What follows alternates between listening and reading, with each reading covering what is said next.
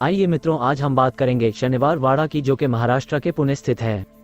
भारत की ऐतिहासिक धरोहर शनिवार वाड़ा किला पुणे, महाराष्ट्र का एक प्रमुख पर्यटक स्थल है। बाजीराव प्रथम द्वारा निर्मित ये किला बाजीराव द्वारा काशीबाई को दिए धोखे और बाजीराव मस्तानी की अधूरी प्रेमगाथा के साथ ही पेशवाओं की उन्नति से लेकर पतन की कहानी खुद में संजोए हुए है। ये पुणे के प्रमुख पर्यटक स्थलों में गिना जाता है। 18वीं शताब्दी में मराठा पेशवाओं के उदयकाल में शनिवार वाड़ा किला भारतीय राजनीति का प्रमुख केंद्र हुआ करता था, लेकिन दुर्भाग्यवश ये बड़े ही रहस्यमयी तरीके से आग की चपेट में आकर नष्ट हुआ। आज यह अवशेष के रूप शेष है।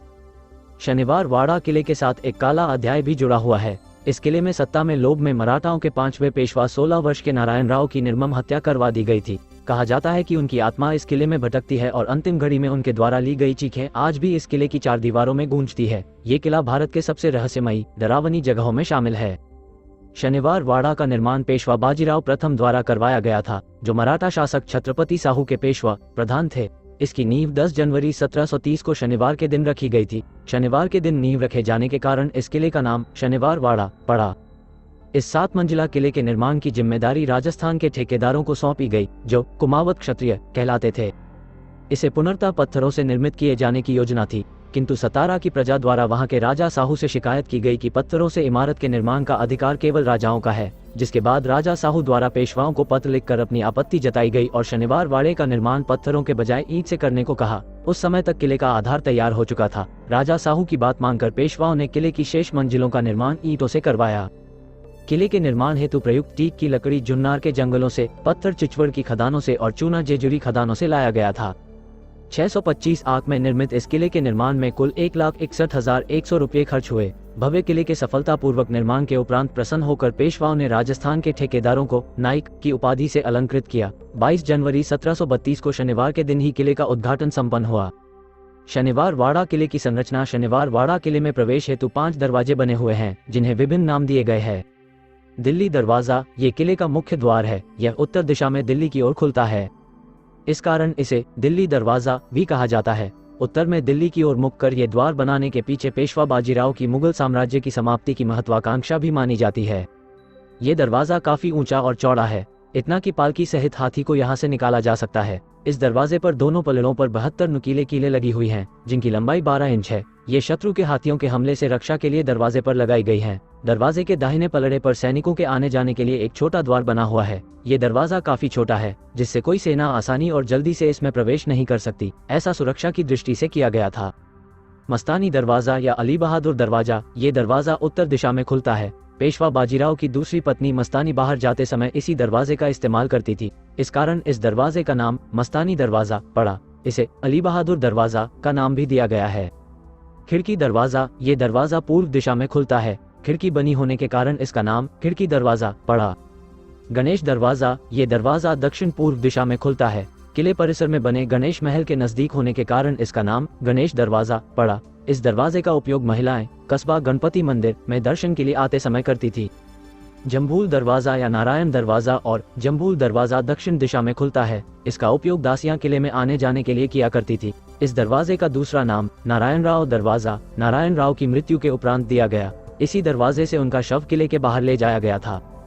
शनिवार वाड़ा की मुख्य इमारत के निर्माण के बाद समय समय पर किले में कई अन्य इमारतों, जलाशय और लोट्स फाउंटेन का निर्माण करवाया गया।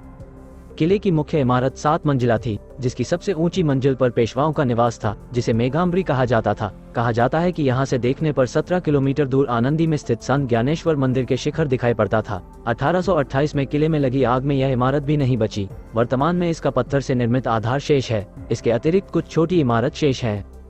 किले की अन्य प्रमुख इमारतों में 3 इमारतें थोरलिया रायाचा दीवानखाना, नाचचा दीवानखाना और जूना अरसा महल सम्मिलित थी। ये सभी इमारतें 1828 में किले में लगी आग में नष्ट हो गई। आज उनके अवशेष मात्र देखे जा सकते हैं। लोट्स फाउंटेन, शनिवार वाड़ा का मुख्य आकर्षण कमल के आकार का फाउंटेन है, जो लोट्स फाउंटेन या हजारी कारंजे के नाम से जाना जाता है। इस फाउंटेन में कमल के फूल का आकार लिए हुए 16 पंखुड़ियां बनी हुई है, जो कलात्मकता का बेजोड़ नमूना है। एक समय में यहाँ 100 नर्तक नृत्य करते थे। इसकी एक कोने में संगमरमर की बनी गणपति की प्रतिमा स्थापित थी। फाउंटेन के साथ ही यहाँ फूलों का सुंदर बगीचा था। पेशवा बाजीराव प्रथम के 2 पुत्र थे, बालाजी बाजीराव, जो नाना साहेब के नाम से भी जाने जाते हैं, और रघुनाथ राव। बाजीराव प्रथम की मृत्यु के उपरांत नाना साहेब पेशवा बने। पेशवा नाना साहेब के 3 पुत्र थे, 1 विश्वराव, 2 महादेव राव। 3. नारायण राव पानीपत की तीसरे युद्ध में नाना साहेब के प्रथम पुत्र विश्वराव की मृत्यु हो गई। जब नाना साहेब पेशवा की मृत्यु हुई तो उनके द्वितीय पुत्र महादेव राव गद्दी पर बैठे, लेकिन 27 वर्ष की आयु में ही उनकी मृत्यु हो गई। उनकी मृत्यु के बाद पेशवा नाना साहेब के तीसरे पुत्र नारायण राव को गद्दी पर बैठाया गया। जब नारायण राव गद्दी पर बैठे तब उनकी उम्र मात्र 17 वर्ष थी। 17 वर्ष के बालक नारायण राव का गद्दी पर बैठना उनके काका, चाचा रघुनाथ राव और काकी, चाची आनंदीबाई को खल रहा था। रघुनाथ राव स्वयं पेशवा बनना चाहते थे।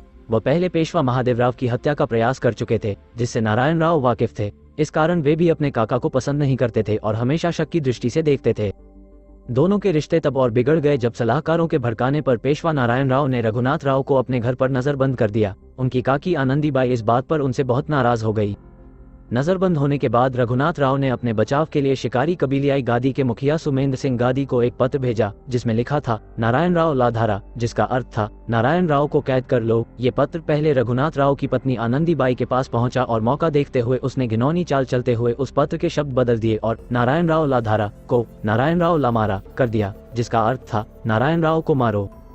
ये पत्र मिलते ही सुमेंद्र सिंह गादी के लोगों ने शानिवार वाड़ा किले पर हमला कर दिया। जब वे सारी बाधा पार कर पेशवा नारायण राव के कक्ष में पहुंचे तो नारायण राव उन्हें देखकर अपने काका के कक्ष की ओर ये कहते हुए भागा, काका माला वाचवा, अर्थात चाचा मुझे बचाओ। किंतु उसके अपने काका तक पहुंचने के पहले ही गार्दियों ने उसे पकड़कर मौत के घाट उतार लिया।